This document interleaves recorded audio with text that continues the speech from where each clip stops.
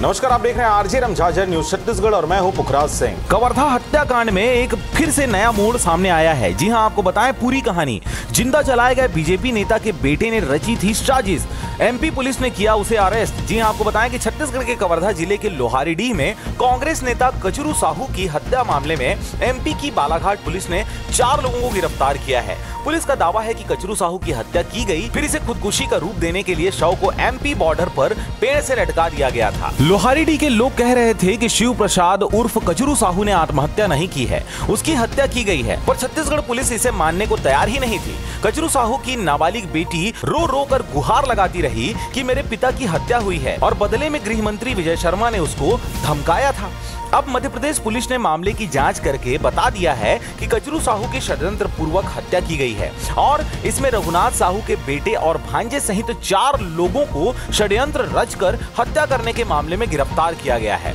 रघुनाथ साहू को नाराज भीड़ ने जिस तरह से मारा वह बेहद आपत्तिजनक और दुखद है, लेकिन अब छत्तीसगढ़ पुलिस को सबक सीखना चाहिए और रघुनाथ साहू की हत्या की जांच नए सिरे से करनी चाहिए। याद रहे कि रघुनाथ साहू की हत्या के बाद पुलिस ने जिस तरह से गांव वालों को पीटा और बेहिसाब मामले बनाए गए, वह भी कानून नहीं दिखता। और युवक की मौत पर अभी भी आईएएस और आईपीएस अधिकारियों सहित पुलिसकर्मियों पर एफआईआर दर्ज होना बाकी है। कचरू साहू की बेटी लालेश्वरी ने जिस बहादुरी से अपने पिता के हत्यारों को पकड़वाने के लिए संघर्ष किया, वह एक सराहनीय है। गृह मंत्री के धमकाने के बावजूद उसने छत्तीसगढ़ और मध्य प्रदेश हाईकोर्ट में पिता का फिर से पोस्टमार्टम करवाने के लिए याचिका लगवाई और वह आगे संघर्ष के लिए तत्पर रही।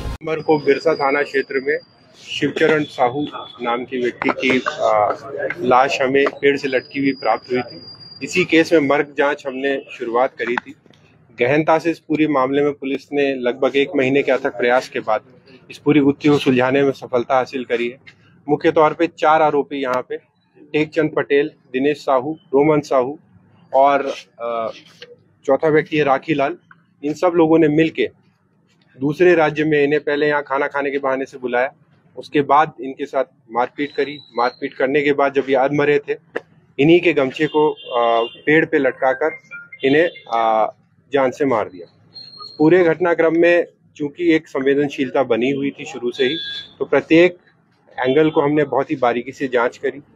पीएम रिपोर्ट में भी क्योंकि इनके द्वारा गुमराह करने का पूरा प्रयास किया गया था, तो प्रथम दृष्टया हत्या के साक्ष्य नहीं मिल पा रहे थे, लेकिन जब बारीकी से इसमें सूक्ष्मता से विवेचना की गई तो इन सभी पूरी कांड को खोलने में हमें सफलता मिली है।